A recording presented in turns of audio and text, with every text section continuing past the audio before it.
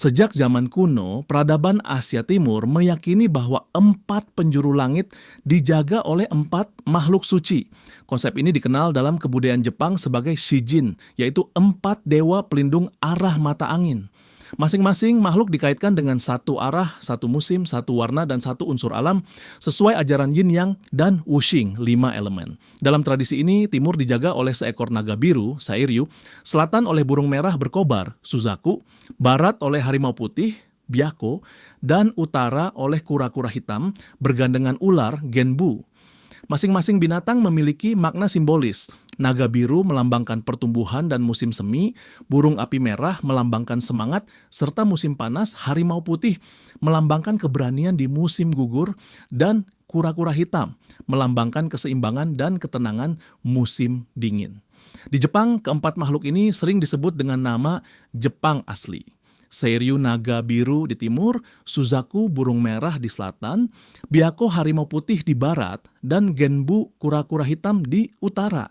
Meskipun asal-usulnya dari mitologi Tiongkok kuno, kepercayaan Shijin menyatu dengan agama Buddha dan praktik Onmyodo, ilmu ramalan Yin Yang di Jepang. Misalnya, dalam tata letak kota Heian-kyo, Kyoto, dipercaya Sungai Kamo di timur sebagai Soryu, naga biru, Gunung Hiei atau Gunung Otokoyama di utara sebagai Genbu, Jalan Sanyodo di barat sebagai Byakko, serta Gerbang Suzakumon di selatan yang membawa nama Suzaku. Pola ini mengikuti keyakinan Feng Shui bahwa kota atau tempat suci paling beruntung jika dilindungi oleh 4 binatang suci sesuai arah masing-masing. Konsep 4 penjaga arah yang dalam Cina disebut Shishu sebenarnya sudah ada sejak ratusan tahun sebelum Masehi. Setiap makhluk memiliki musim, warna, elemen, dan sifat keutamaan sendiri. Keyakinan ini terekam dalam naskah I Ching dan mitologi Tiongkok kuno sebagai perlambang keseimbangan alam. Meski berakar dari tradisi Tiongkok, Shijin mulai dikenal di Jepang sekitar abad ke-7 Masehi. Bukti arkeologis menunjukkan gambar keempat dewa pelindung itu terpahat di dinding makam Takamatsuzuka di Asuka, Nara, dan pada dasar patung utama di kuil Yakushiji, Nara. Hal ini mengindikasikan bahwa pengaruh ajaran Tiongkok termasuk teori 5 elemen sampai ke Jepang pada periode Asuka Nara. Di tanah Jepang, simbol-simbol Shijin sempat dikolaborasikan dengan kepercayaan Buddha. Keempat pelindung arah dunia dalam agama Buddha, yaitu Shitenno, 4 raja langit, sering dianggap setara atau bahkan menggantikan peran 4 hewan mitologi tersebut. Dengan demikian, dalam seni dan arsitektur candi Jepang, kadang lebih banyak dijumpai 4 raja Buddha. Namun, beberapa lokasi kuno masih mempertahankan kehadiran makhluk suci itu. Kitora Kofun di Asuka misalnya memuat lukisan keempat penjaga arah pada dinding gua makamnya. 4 hewan suci Shijin di sana melindungi arwah dari roh jahat sesuai fungsi protektif mereka. Praktik Onmyodo, Feng Shui ala Jepang selanjutnya memanfaatkan konsep Shijin dalam perencanaan kota. Kota Heijokyo, Nara, dan Heian-kyo, Kyoto diperkirakan didirikan dengan tata letak geofisik yang melambangkan perlindungan oleh Shijin. Misalnya, bukit atau gunung di utara Kyoto dikaitkan dengan Genbu, sungai di timur sebagai jalur Seiryu, Jalan Sanyo di barat untuk Byakko, dan gerbang istana selatan Suzakumon untuk Suzaku.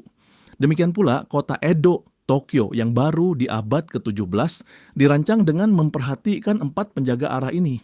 Dengan demikian, kepercayaan Shijin tidak hanya murni mitologis, tetapi juga mempengaruhi tata ruang dan arsitektur secara spiritual. Seiryu adalah sosok naga biru atau hijau yang melindungi arah timur dan mewakili musim semi serta elemen kayu. Dalam pemahaman elemen tradisional, Seiryu melambangkan pertumbuhan, kehidupan, dan pembaharuan alam di musim semi. Nah, ia sering digambarkan sebagai naga panjang berwarna kebiruan atau kehijauan, melingkar di antara awan atau tanaman. Nama Seiryu secara harfiah berarti naga biru hijau, menunjukkan warna dan sifatnya yang lembut namun kuat. Secara filosofis, naga biru diasosiasikan dengan unsur kayu dalam Wuxing yang melambangkan kemampuan tumbuh, stabilitas, dan air hujan untuk menyuburkan tanah. Naga ini dianggap membawa energi kehidupan yang hangat untuk mengawali siklus tahunan.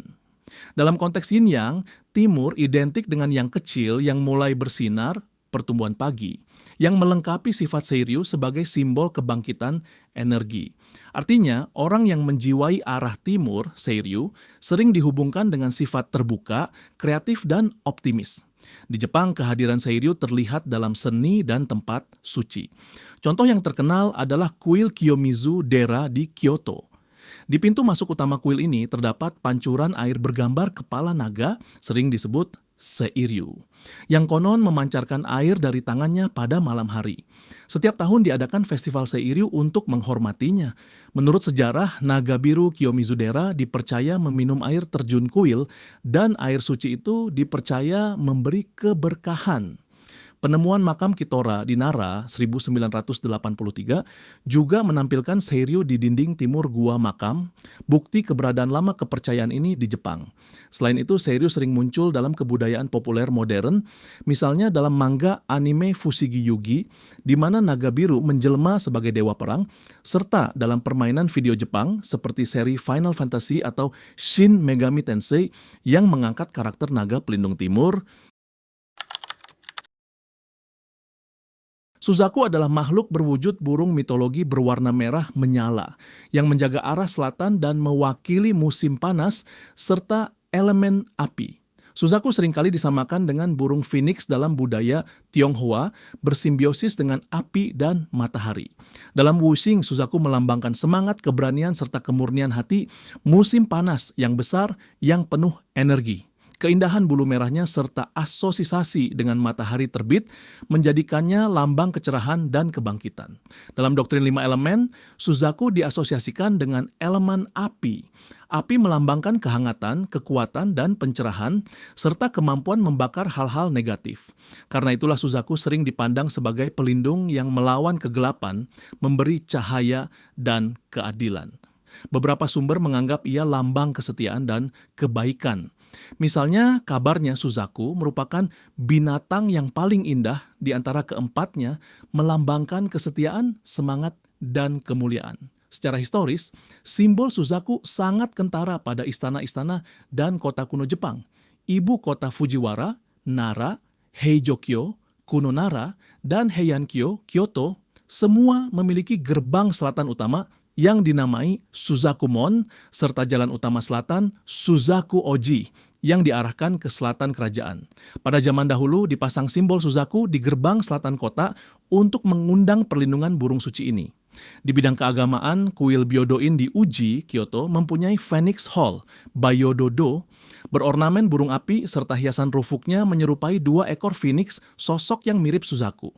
Di kebudayaan populer, Suzaku juga sering tampil misalnya sebagai penjaga selatan di manga Fushigi Yugi atau muncul sebagai makhluk magis dalam game dan anime. Karakter Suzaku sering digambarkan berjiwa bersemangat dan setia. Menurut legenda, kemunculan Suzaku dianggap pertanda hari baik dan kemuliaan, mengingatkan kita pada api suci yang menerangi kegelapan. Byakko adalah harimau agung berwarna putih yang menjaga arah barat dan mewakili musim gugur serta elemen logam. Harimau ini melambangkan kekuatan, keberanian, dan kemurnian niat. Di musim gugur, ketika hasil panen siap, cahaya mulai meredup, fungsi yin mulai menonjol, dan logam seperti peralatan pertanian atau senjata sangat berperan. Byakko sering digambarkan dengan air muka yang tegas dan cakar menancap, menandakan keberanian melindungi negeri. Dalam filosofi elemen, Byakko identik dengan logam dan angin. Logam melambangkan kekuatan, ketegasan, dan keseimbangan emosional. Byakko dipercaya dapat mengendalikan angin kencang dan melindungi dari kesulitan di barat. Sosoknya sering diasosiasikan dengan prajurit dan perlindungan. Oleh karena itu, pada zaman dahulu, para penguasa melakukan ritual agar arwah orang pentingnya mendapat perlindungan Byakko. Misalnya, sejumlah makam raja dan jenderal di Nara dihiasi gambarnya. Terlihat lukisan hias Byakko di dinding makam, serta penutup logam, simbol elemen logam, diletakkan di atas peti jenazah agar ruh tetap aman. Budaya dan fiksi modern pun kerap menampilkan Byakko sebagai lambang keberanian. Dalam cerita rakyat, ia melambangkan semangat juang yang tak kenal menyerah. Misalnya, beberapa sumber menyebutkan Byakko sebagai simbol tentara yang berperang sampai mati untuk negaranya. Dalam permainan video dan anime, Byako muncul sebagai makhluk putih perkasa atau nama kemampuan bela diri. Karakteristik Byako yang tajam dan pemberani sering dihubungkan dengan tokoh petarung yang gagah berani. Dengan warnanya yang putih, ia juga mengingatkan pada petang musim gugur yang tenang namun siap siaga, keheningan yang berisi kekuatan tersembunyi.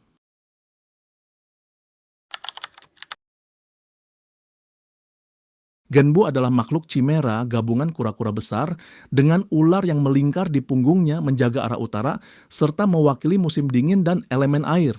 Bentuk kura-kura menggambarkan keteguhan, kebijaksanaan, dan umur panjang. Sedangkan ular menambah sifat pelindung yang mawas diri.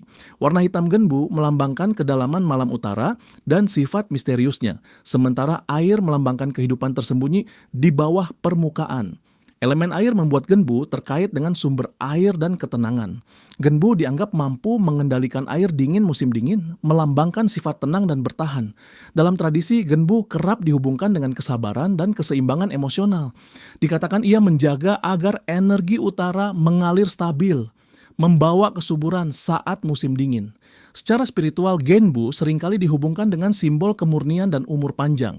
Misalnya, kepercayaan rakyat menyebut genbu sebagai penjaga yang memberikan umur panjang bagi mereka yang hidup selaras dengan arus alam. Di Jepang, genbu kadang diwakili dalam seni dan arsitektur utara. Sebagai contoh, di bagian utara Kastel Kyoto terdapat kuil kecil yang dipersembahkan pada genbu.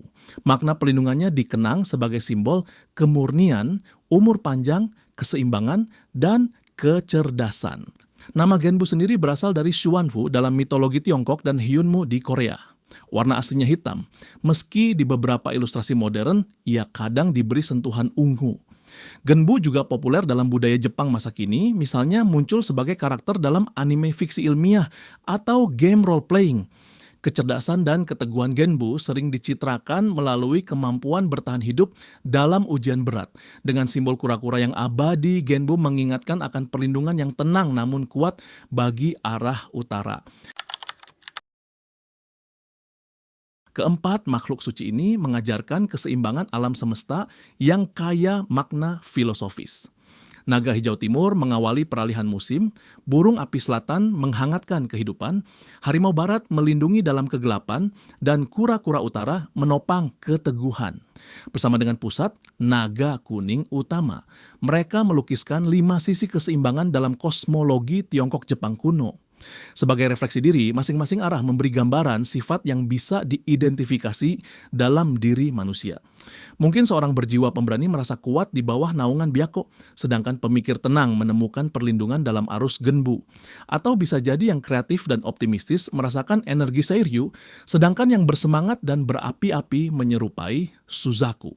Di era modern, pengaruh Shijin masih melekat dalam tatanan kota, seperti rancangan Kyoto dan Edo atau tempat suci, situs kuil di setiap penjuru.